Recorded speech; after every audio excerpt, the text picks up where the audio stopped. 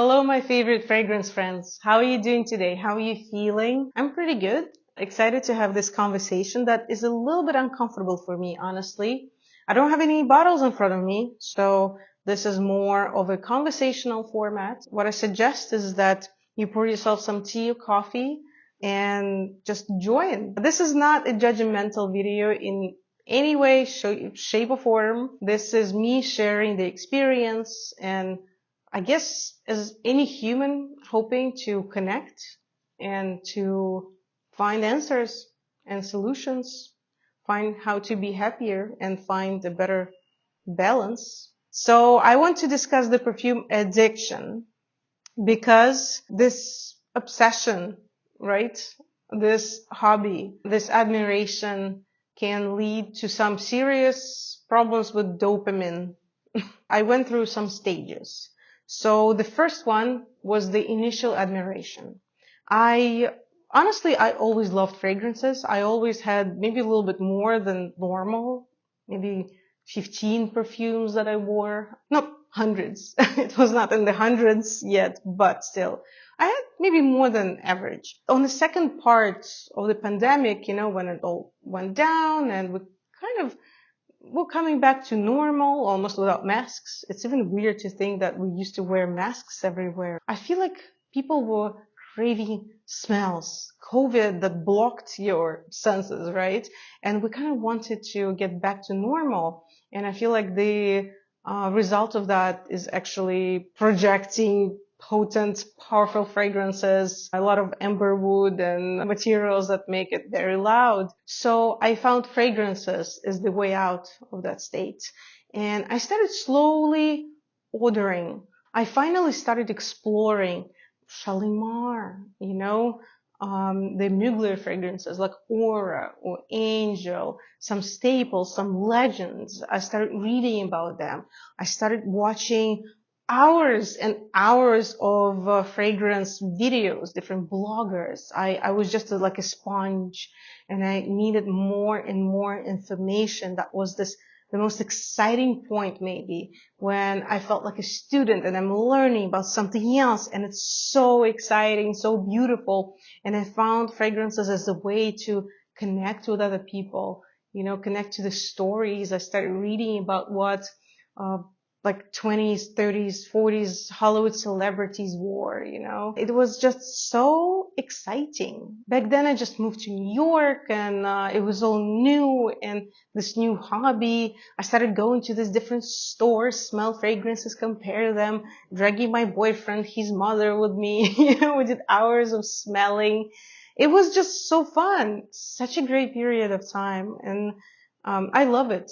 I love it. And I slowly started buying. I didn't spend a lot of money yet. So that was the first stage. The second stage was when I was mostly familiar with all the legends, the basics. I understood what accords and notes mean, how perfumers work, what is like fragrance organ, perfumer's organ, right? I was diving more into history and this was the hunt. This was the hunt stage when I started tracking all the unusual stuff out of the ordinary. I wanted to feel special through fragrances. I felt like I'm becoming this connoisseur, connoisseur of perfumery. And I was so proud. I was telling everybody about fragrances. You could not spend 5 minutes with me and not talk about perfumes. I was just obsessed. This was this obsession hunt stage when I was hunting down most interesting perfumes and unusual ones. I was finding new brands and it was like a black hole. It was never enough, never enough. I found this, mostly niche, not as much luxury designer brands because I felt so special. It was so niche. Like I'm so niche. I wear niche, not this like stupid designer. Well, of course not. But, it was just a stage. It gave me this feeling of being special, knowing more than these average people in the street, which is funny. It's not exactly how I thought about it. It's just maybe the humorous way of how I remember that time. Next stage was unfulfillment with everything. I got a really nice job and I was making enough money to buy several bottles a month. I noticed, like, I think one month I bought, like, I spent a lot of money though, like unhealthy amount of money, really. But I think I got like 12 bottles or something. Just insane. This is insane. And every new bottle was the ultimate goal, the ultimate fragrance, that perfume that I always needed. It was just I was hooked on dopamine breaks, you know. I recently watched a video, by the way, very interesting, fascinating, about how our brain stabilizes our dopamine level, more of a neuroscience behind it, and it was amazing. I highly recommend the Dopamine Nation book. I didn't start the book yet, but I watched a couple of her interviews, the podcasts with the writer, and it's incredible. I recommend everybody to learn how dopamine works as a hormone, as a neuroregulator, because you just understand how your brain works and why you're craving things, why you're chasing things. It's amazing. I will leave the links. Nobody paid me for that. It's just my personal recommendations on how to make your life better, really. So now I realize it was never enough. It was never enough. Next bottle was the ultimate bottle. So you realize that you need this fragrance. You order it. You track it. You track the package journey every day. Sometimes I did it multiple times a day. I looked like when it's going to arrive, when it's going to arrive. Then it finally arrives. Like I rush downstairs. I grab the package. I take it home. I can start opening it on the way, like on the stairs or in the elevator. Sometimes I was impatient, and I come home and I just rip the box and I get this fragrance. I spray it on my arm or on my wrist or on the blotter. 5 minutes, maybe not even 5 minutes. I'm exaggerating. Like 15 seconds of excitement. That's it. And then it's quiet again. And then sometimes I don't even really use that fragrance that much. A couple times. You know, something that was almost like the meaning of my life. It's like nothing. It's like nothing. And I didn't realize that it was a form of addiction. Instead of getting some emotions, stronger emotions in my life, achieving stuff, finding my purpose, setting goals, I don't know, finding something interesting, enjoyable to do, going out, meeting people, anything that gives you that kind of natural dopamine release. I chose this as as a coping mechanism with not dealing with some of my issues, my problems. You know, it was when I was upset or lonely or something, when I had a failure, you know, and I felt like a failure. When something was wrong in my life, I turned to buying fragrances. Sometimes I just bought a perfume because I wanted to make a video, and it was like a missing piece, honestly.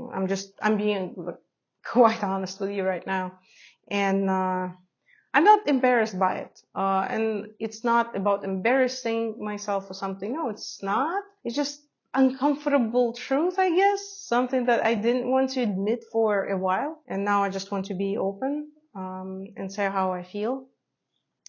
So yeah, that was the stage that slowly moved into the realization stage. A moment when I looked at my closet and I thought, okay, I'm not the perfumer, or I'm not, my life doesn't depend on having all these perfumes here.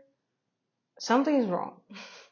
That's way too many. And of course, yes, I have a channel, I'm a blogger, but I know other bloggers who have less fragrances than I do, sometimes significantly less, and they're still successful and they're great, they're crushing it. That's not the metric of success, how many bottles you have. You know, these bloggers who always have the huge, endless shelves with all the fragrances is a sign that you can trust them because they make good choices, or because they really know what they're talking about. Hell no. Honestly, I don't want to be a mean person, like a mean woman or something. But I saw bloggers, like, just, you know, scrolling YouTube, looking at different videos. I saw bloggers with like hundreds of bottles behind them. And like, they just, what they say is it's not. It's just not. I don't think they even try to get into it. It's a hot topic now. Like a lot of bloggers who get a lot of packaging, but they don't even dive into, like, I don't mind. It's fine. Like, I don't mind packages myself, honestly. I get PR bottles and I'm super happy. Even the fact that I made it to this point, even with my small blog, when I still get some PR, it's amazing. I just think it should be a little bit more genuine, and people should put thought in what they sell through their channel. Just a little bit thought. Just warn somebody that projection is amazing, but it will burn your nostrils.